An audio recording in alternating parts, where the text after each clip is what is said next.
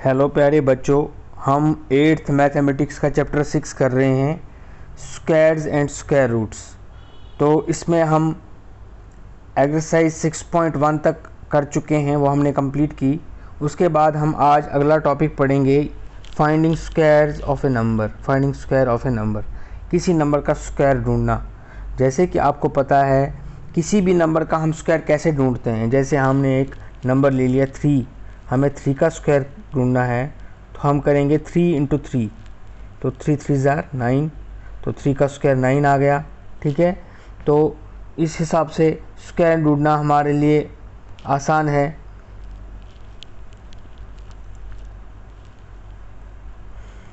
जब तक हम एक छोटे नंबर का स्क्वायर ढूंढते हैं, अगर यही नंबर बड़ा हो जाए, हम 21 का ले लें और 21 का स्क्वायर ढूंढने लगें, तो 21 का स्क्वायर आएगा 21 इंटू 21। हमें 21 को 21 के साथ मल्टीप्लाई करना है, तो वो 3 का स्क्वायर ढूंढने से थोड़ा सा मुश्किल है। कर तो सकते हैं हम, लेकिन थोड़ा टाइम कंज्यूमिंग है। तो इसको हम क्या और किसी तरीके से कर सकते हैं, तो हम एक और तरीका ढूंढेंगे इसको करने का। 21 का स्क्वायर करने का तरीका है, हमें देखना है 21 के साथ में टेंस वाला कौन सा नंबर है। जैसे 20 है, 20 + 1 का होल स्क्वायर, ऐसे लिखेंगे। 21 के बदले लिखेंगे 20 + 1 का होल स्क्वायर। तो 20 + 1 का होल स्क्वायर, इसमें हम आइडेंटिटी से भी कर सकते हैं और खोल के भी कर सकते हैं। या तो हम 20 + 1 इंटू 20 + 1 करेंगे और उसको फिर एक्सपेंड करेंगे, या फिर दूसरा तरीका है आइडेंटिटी करने का। तो 20 + 1 का होल स्क्वायर की अगर हम आइडेंटिटी से इसको करें, वो है a + b होल स्क्वायर हो गया, a स्क्वायर हो गया 20 square, plus 2 into 20 into 1 plus 1 square आएगा 400। 20 का स्क्वायर जो है वो 20 इंटू 20 400 के बराबर है, आप ज़बानी कर सकते हो। 2 इंटू 20 + 1 हो गया 40, प्लस 1 हो गया 1, हो गया 441। तो हमने देखा 21 का स्क्वायर हमने बिना मल्टीप्लाई किए निकाल लिया, ज़बानी निकाल लिया। तो इसे हम कहेंगे finding square of A number without multiplication.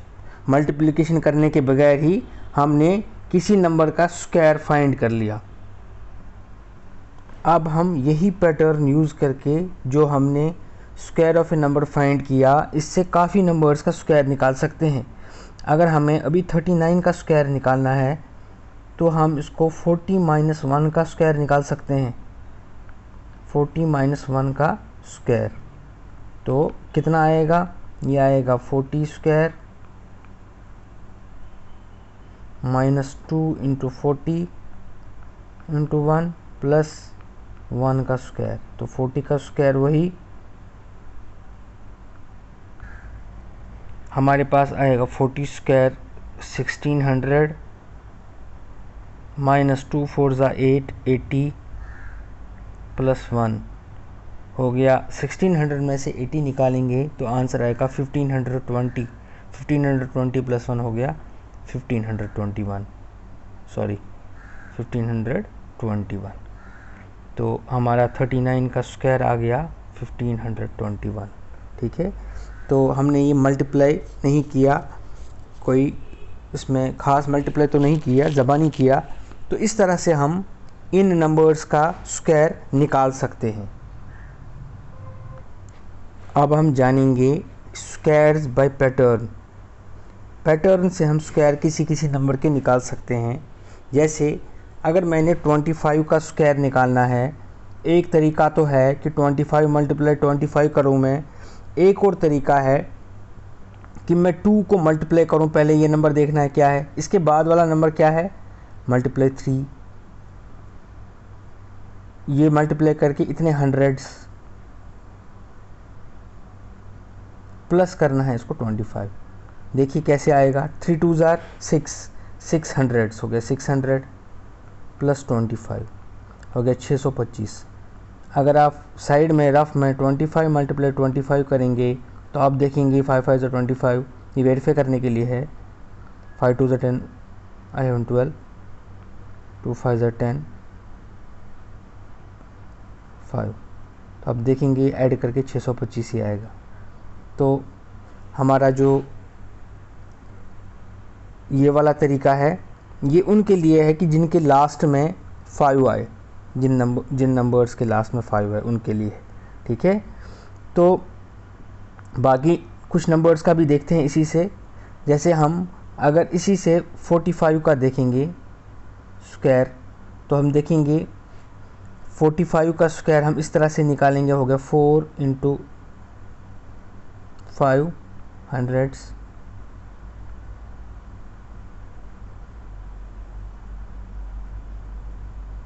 Plus 25, तो ये आएगा 4 5 ज़ा 20, 20 हंड्रेड्स हो गया 2000 प्लस 25 हो गया 2000, 2025। अगर आप मल्टीप्लाई करोगे 45 का स्क्वायर है ये, अगर आप मल्टीप्लाई करोगे 45 को 45 से, तो आप देखोगे मल्टीप्लाई करके कि यही आंसर आएगा 2025, ठीक है। मगर ये मैं फिर से बताता हूँ, ये सिर्फ उन्हीं के लिए है जिनके वंस प्लेस पे 5 है, बाकियों के लिए नहीं है, ठीक है। अब हम आगे पढ़ेंगे पाइथागोरियन ट्रिपलेट्स के बारे में। इसको पाइथागोरियन ट्रिपलेट्स या पाइथागोरियन ट्रिपल्स भी बोलते हैं।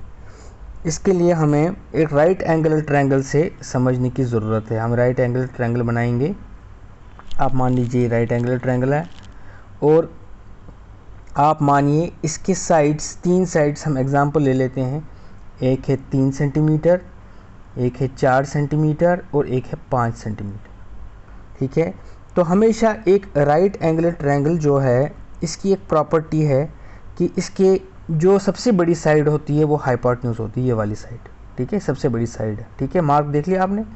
आपको याद रखना है हमेशा ये वाली साइड सबसे बड़ी साइड है एक ट्रायंगल की, और इन दोनों साइडों में कोई भी साइड बड़ी या छोटी हो सकती है, उसमें कोई प्रॉब्लम नहीं है, लेकिन बड़ी साइड हमेशा हाइपोटेन्यूज होगी। और ये वाला एंगल जो 90 डिग्री है, ये सबसे बड़ा एंगल है। हमेशा एक ट्रायंगल के सबसे बड़े एंगल के सब उल्टे साइड सबसे बड़ा होगा, ठीक है।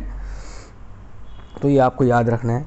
अच्छा, तो अब ये ट्रायंगल है, इसमें एक प्रॉपर्टी है कि जो इसकी हाइपोटेन्यूज है, यानी बड़ी वाली साइड है 5, जिसका मेजरमेंट है हम मानते हैं 5 सेंटीमीटर है, इसका 4 सेंटीमीटर मानते हैं, इसका 3 सेंटीमीटर। इसका स्क्वायर, बेस का स्क्वायर, यहाँ बेस 4 है तो 4 का स्क्वायर प्लस 3 के स्क्वायर के बराबर होता है। क्या ये सच है? देखेंगे। 4 का स्क्वायर हो गया 16, 3 का स्क्वायर हो गया 9, 9 प्लस 16 हो गया 25।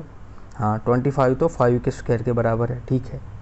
तो हमेशा ऐसा होगा, मगर सिर्फ एक राइट एंगल ट्रायंगल में ऐसा होगा। अब हम एक चीज़ करते हैं, हम 1 मिनट के लिए ये ट्रायंगल जो है इसको बीच में से हटा लेते हैं साइड में, और ये 3, ये 4 और ये 5 ये साथ में ले आते हैं। इनका जो सेंटीमीटर है वो हटा देते हैं फ़िलहाल। अभी तो हमने इसका ज्योमेट्रिकल रिप्रेजेंटेशन देखा कि ज्योमेट्री में अगर हम देखें तो ये कैसे दिखेंगे। अब हम इनको साथ साथ ले जाते हैं, 3, 4 और 5 को। यही अभी भी ये वही हैं, साइड्स हैं, सिर्फ मैंने ट्रायंगल को साइड में कर दिया। तो ट्रायंगल को साइड में करने के बाद मैंने क्या किया, मैंने 3 का स्क्वायर लिखा, 4 का स्क्वायर लिखा, 5 का स्क्वायर लिखा।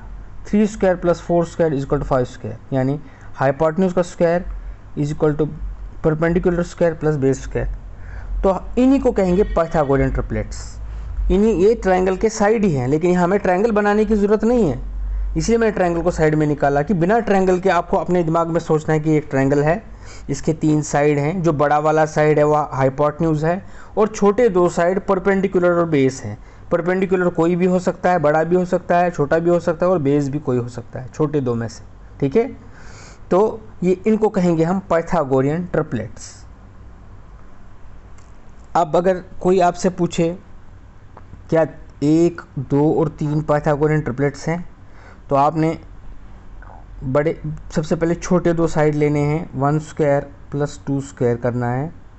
हो गया 1 स्क्वायर 1 के बराबर है, 2 स्क्वायर 4 के बराबर है, 4 प्लस 1 5 के बराबर है। क्या 3 स्क्वायर 5 के बराबर है या नहीं? 3 स्क्वायर तो 9 के बराबर है, तो ये पाइथागोरियन ट्रिपलेट्स नहीं है। ये आपको याद रखना है, ये पाइथागोरियन ट्रिपलेट्स नहीं है। तो हर कोई 3 नंबर पाइथागोरियन ट्रिपलेट्स नहीं होते हैं, ये हमें देखना पड़ेगा कि कौन कौन से हैं और कौन कौन से नहीं। ठीक है, तो इसके बाद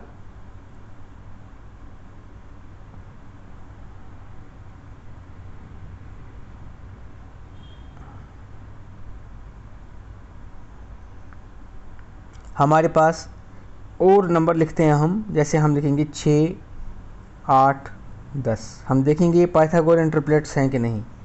तो हमें छोटे 2 नंबर हैं, इनका स्क्वायर देखना है और ऐड करना है। 6 स्क्वायर प्लस 8 स्क्वायर। 6 स्क्वायर किसके बराबर है? 36 के बराबर। 8 स्क्वायर किसके बराबर है? 64 के बराबर। 64 प्लस 36 करेंगे तो आएगा 100। 100 किसके स्क्वायर के बराबर है? 10 स्क्वायर के बराबर। बिल्कुल सही है ये तो पाइथागोरियन ट्रिपलेट है। ठीक है, ये पाइथागोरियन ट्रिपलेट हमारे पास आ गया।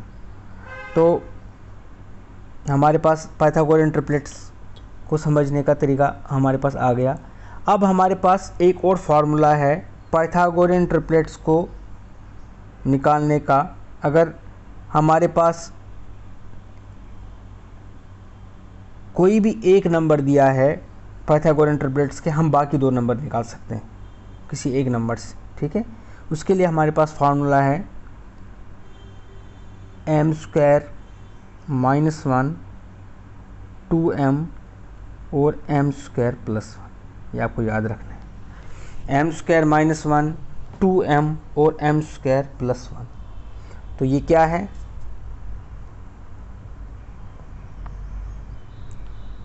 जैसे एक ट्रायंगल के 3 साइड्स हैं वैसे ही हैं। आप ज़रा देख के बता सकते हैं कि इसमें से हाइपोटेन्यूज कौन होगा, सबसे बड़ा कौन है? सबसे बड़ा तो इसमें ये है m स्क्वायर प्लस 1, तो ये हाइपोटेन्यूज होगा। तो देख लेते हैं, m स्क्वायर माइनस 1 का होल स्क्वायर, ये हम परपेंडिकुलर मान लेते हैं। 2m को हम बेस मान लेते हैं। क्या ये इसके बराबर, इसके स्क्वायर के बराबर आएगा कि नहीं, वो देखना है। तो ये आएगा m square plus 1, m square का होल स्क्वायर हो गया m रेज़ पावर 4 प्लस 1, 1 का square minus 2 m square plus 4 m square. ठीक है, इज इक्वल टू हमारे पास आ गया m रेज़ पावर 4। इधर देखिए 2m स्क्वायर माइनस है प्लस 4m स्क्वायर है, आएगा प्लस 2m स्क्वायर। ठीक है, 2m स्क्वायर और फिर आएगा प्लस 1, ये हम अगले पेज में लिखेंगे। ये आएगा 4 m रेज़ पावर 4 आएगा पहले, प्लस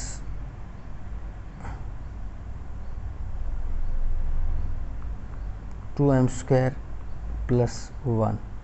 ठीक है, तो ये किसका स्क्वायर आ गया? m स्क्वायर प्लस 1 का होल स्क्वायर।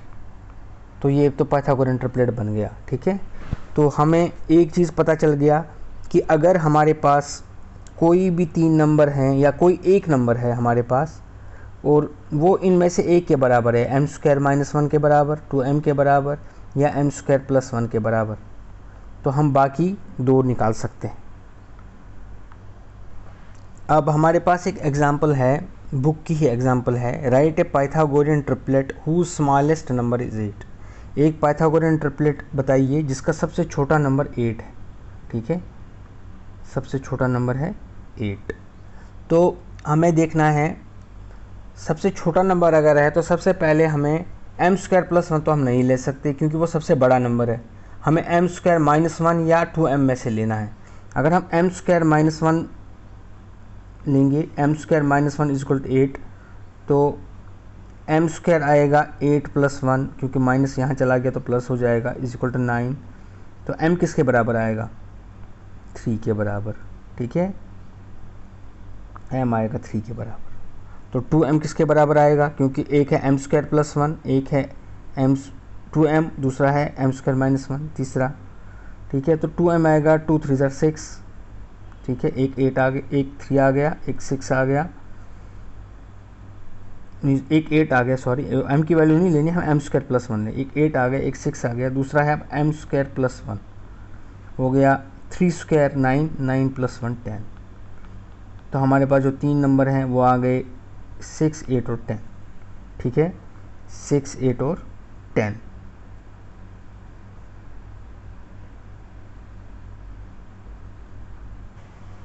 तो इसी के साथ आज का हमारा टॉपिक जो है ये ख़त्म हो जाता है। फिर आगे अगले लेक्चर में हम एक्सरसाइज 6.2 करेंगे।